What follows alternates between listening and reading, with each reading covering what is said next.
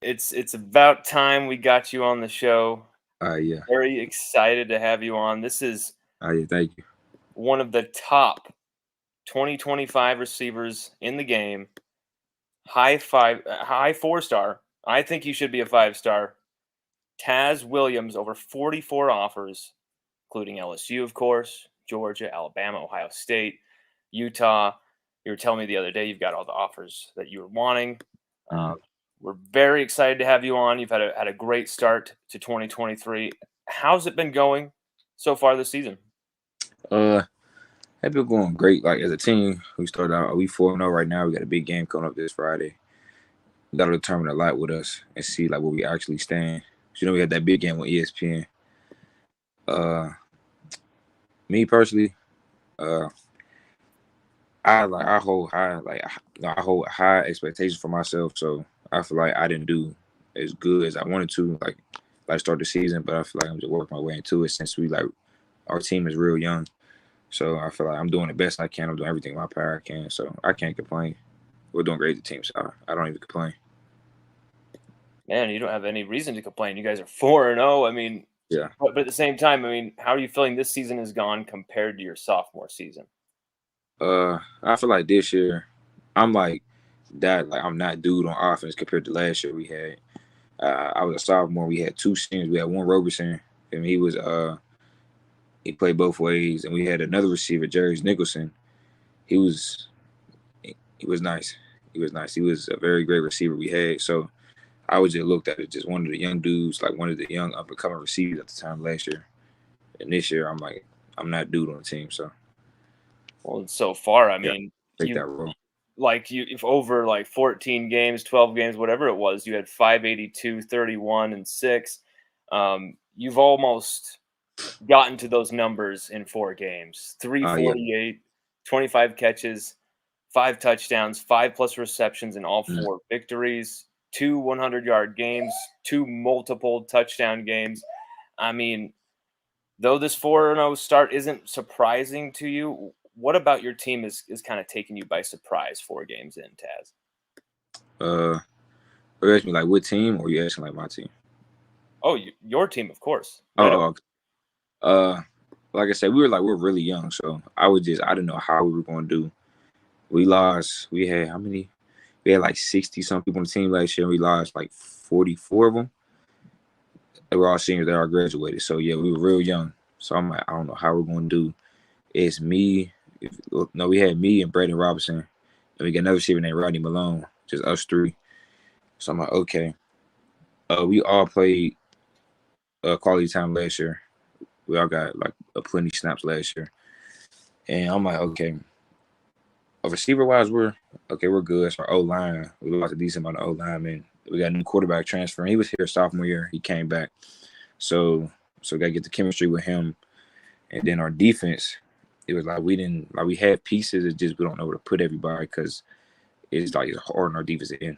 There's so many people like on the defense side. That's probably where like we are best at part of defense. Our D line is very nice. Well, and I mean, this Reggie Moody quarterback, Oh I yeah. mean, he's definitely trusting you. We got to show something right here. We got to show something. We got to put this on the share screen because everybody's got to see this play, Taz. Everybody's got to see the play. Okay. Let's see if okay, there we go. There we go. Taz, how do I begin this question? It's not every day a high school prospect can say one of their high school plays made Sports Center or was shown all over ESPN, but Yeah. you can. Versus Lake Belton, 4th and 1, down 6 points, 12 seconds left. Your quarterback Reggie Moody puts it up for you to go get it, and you go and you get it. You take That's what I that do. hit. Yep, it's what you do, and you did it in the end zone to tie the game and send it to overtime. Yeah. A game you'd end up winning. And did Yes, you sir. know you were getting the ball on that play?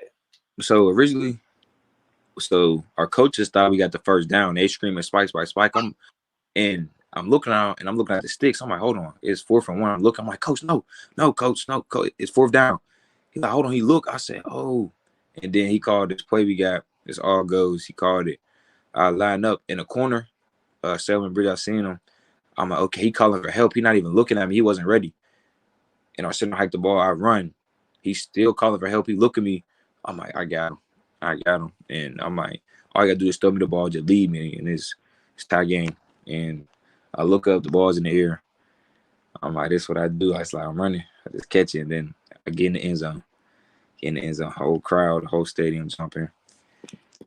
So when that ball is in the air, you know millions are watching because this is on ESPN. Was there honestly any doubt in your mind you'd make that play? Nah. It was just the only thing I was afraid of was just the corner because he's real long to him batting it down. The layout, we weren't jumping out of there, but what kind of attention came from that game? Any offers like directly? No, not for me because at that time I was already been contacted. Well, I know after the game my phone was blowing up from every coach that I had in my contacts. My phone was blowing up. So that's all I can say. I didn't really get no offers off that. I don't think I got one. I was just getting like congratulations on the game. My phone was just blowing up, like I said. So it took like 2 days to like respond to everybody. Already this season, you've risen big time with those with almost meeting your 2022 stats. I mean, like besides yourself, who or what has been most responsible for your improvement this season? Probably to say the OC is how he's able to find a playmaker the ball, to playmaker the ball, and the quarterback, Reggie Moody, be able to put the ball where his playmakers just can go get it. To be honest. So just that repetition with the quarterback, yeah. and the OC. This is obviously your second or third year with those guys. No, so we got a new OC. So our new OC, he was already on staff. He was the O-line coach. Then he got promoted to OC. And our quarterback, I played with him. He's a sophomore. I was a freshman. I played one game with him on JV my freshman year. Then he transferred. And then I got moved up to varsity. And then we haven't played with each other since this year or spring. Yeah, spring ball. Yeah, came back for his senior year. Wow. So these are, it might not be familiar for you, but you've been able to make it work. Oh yeah, most definitely. That's fantastic, Taz. I mean, for the rest of like 2023, you guys are undefeated. You're really doing really strong individually. You've got a good relationship with your quarterback.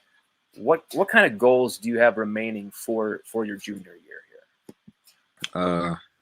I just want to win every game that we play. I want to go 16-0, and I want to be playing at Jerry's World and just holding that ring to be able to put a ring on my finger. That's it. I see you doing this. I see it in my head, Taz. I see it in my head because I'm not going to lie to everybody watching. I've been a firm believer. I have some biases towards Taz. That's my issue. That's my issue. Don't everyone hold that against me. He's just that good. We love watching him play, and we really hope that LSU make you a very high priority. And let's talk your recruiting process, my guy. I mean, you just sent us a close-up first-person view of your last visit to LSU for Bayou Splash. We got to see the photos. You were telling us about it. We did an article on you about it. It was fantastic. How did you feel that visit went? I feel like it went great. I was able to connect and meet with Bryce Underwood, the best quarterback in my class. So I was able to chop it up with him a little bit. I was able to hang around a couple of the other top receivers in my class. It was just fun to be able to be around those people and just talk and just get to know them. What did you think about Bryce Underwood?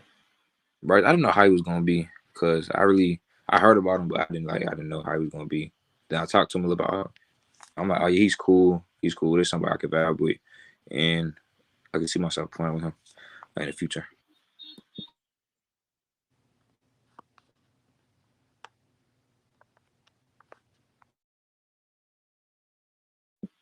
He's a fantastic quarterback. Is he like number one in the country? I'm trying to remember if Yes, he's playing. Yes, he is. Yeah. And LSU, of course, making him a target as well. Do you have any future LSU trips lined up this season, like catching a game or anything, Taz? I don't think so. I think I'm done traveling after this weekend. I know I was supposed to go to LSU versus Arkansas. I was supposed to go to that, but I didn't end up going. I forgot what came up, but I think I'm done traveling after this weekend.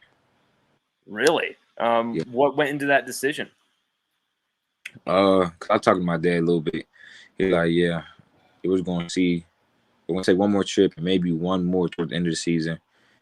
Because he told me, he said, yeah, we could fly somewhere, we could drive somewhere. I'm like, okay. Then I went to Texas, was that 2 weeks ago? I went to Texas. And then I'm like, okay, Colorado, I seen they been lighting it up, then doing their thing. I'm like, okay, I like their offense too. So I'm like, we get out there. And then I think we got one more trip plan. I don't know where I'm going yet. And then after that, I'm just chilling until it's time to take my OBs. When do you think you're going to make that decision? I haven't really been thinking about that. I just been letting the days go past and just taking everything day by day, to be honest. Is there like a top? Where were you at? You were like top 7 or top 5? Where were you at in that list? It was a 12. Then I thought it was a 3. I don't have nothing right now because there's like so many new schools contacting me, so I don't even got nothing. I don't got nothing. My whole list is like scrambled now. I gotta really lock in and just be able to pick the top schools. I had one at first, but not no more. Well, and man, you've got every big program coming after you. I mean, yeah, you've been recruited by Cortez Hankton over the past year and a bit. I mean, how would you say your connection is with him? Oh, it was great. It was great being able to speak with him. When I went down for my visit, I was able to speak a little bit just on the opposite end, be able to learn some schemes and learn like how college operates and all that, just how they do things differently from other programs and all that. What was he saying about what they did differently? It's just the receiver production they have going, just how they just take care of the receivers. I noticed the receiver, like they have receivers come through there just like every year. They have receivers. Are they the wide receiver you, Taz? No comment. I can't say. No comment. Like, I mean, you've obviously seen Malik Neighbors, Brian Thomas Jr. just going off. What's your impression so far of what they're doing and what LSU's doing in the passing game? It's great. It's great, especially Malik Neighbors, because Coach Hank was telling me about him when I was down there. He's like, he's gonna be that dude. And I noticed, you turn the TV on, you see Malik Neighbors. That's all you hear, Malik Neighbors, Malik Neighbors. I'm like, okay, he's like that. He's like that. Love Malik, love his mom. The two people I've been talking to for a long time at LSU. Did an awesome interview with them a little bit back. I mean, just Malik, he's not had it all go his way either. Yeah, exactly. And he's had a program that stuck by him through tough, high profile moments, both on and off the field. And it's just a testament to what I think LSU are doing. But I mean, you're set to drop that top list soon. You're whittling those teams down. Where will LSU factor into your decision, you think? I can't even say. I don't even have like the top schools I thought I had. That's all. Like I'm restarting now. I don't even have nothing no more. I don't got no top list. None of that. I'm restarting. I'm starting from scratch again. So I'll probably sit down with my dad and my receiver trainer. Probably just talk to them a little bit, see what they think, and we're going to like narrow stuff down soon. But I don't have no top school that's standing out right now. Really, what has kind of prompted this start from scratch sea change for you, Taz?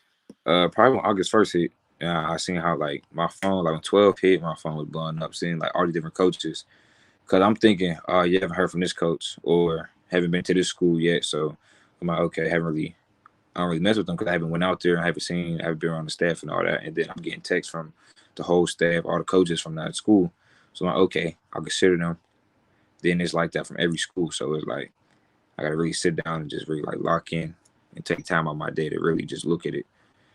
Just see who is really a good fit for me. Well, and that's the thing is people may be thinking, ahead, but you're really early in your process. Yeah.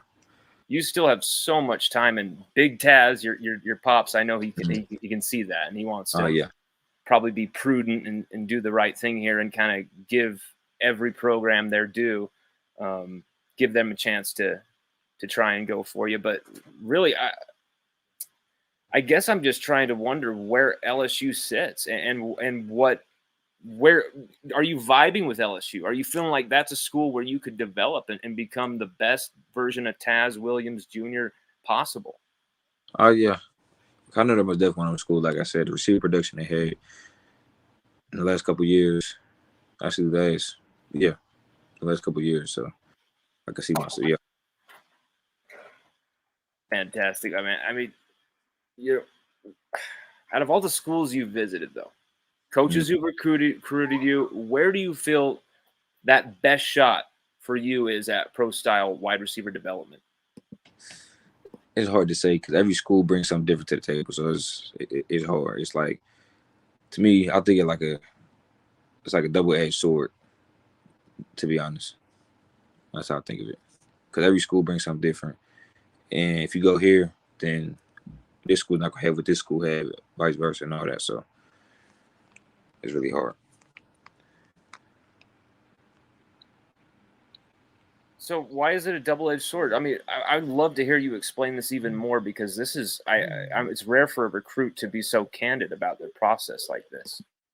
I feel like, say, I pick one school, I feel like, okay, I'm be missing out on this because I'm not at this school, and this school has this, so I'm not gonna have this. This school brings this to the table, but they don't. But they also have this, but they don't. So it's like a win-win, but it's a lose at the same time. So I really got to like sit down and really think about it, and I got to get input from like my dad and my receiver trainer because they know like what's really going on, and they can see like through all that. And I really can't. I love that you're saying like I'm going to take all the information, but I'm going to trust some people who Margin Hooks, right? That's your trainer. Yeah, Coach Hooks. Yeah. Love what Margin Hooks has been doing, the development he's been doing. Sorry, that was the dog. All right, good. Man, Taz, thank you so much for joining us. Let's continue to do this a few times, hopefully this season, before the season is up, because I know you're going to have some big moments ahead of you, and we're going to be seeing you in Jerry World. Oh yes, that's the goal. I know it. I know we're going to be seeing you catching touchdowns there. ESPN is not going to be a stranger to you, my friend. No, it's not. I'll be on there. Thank you, Taz. Have a good one, my man. All right, you too. Thank you.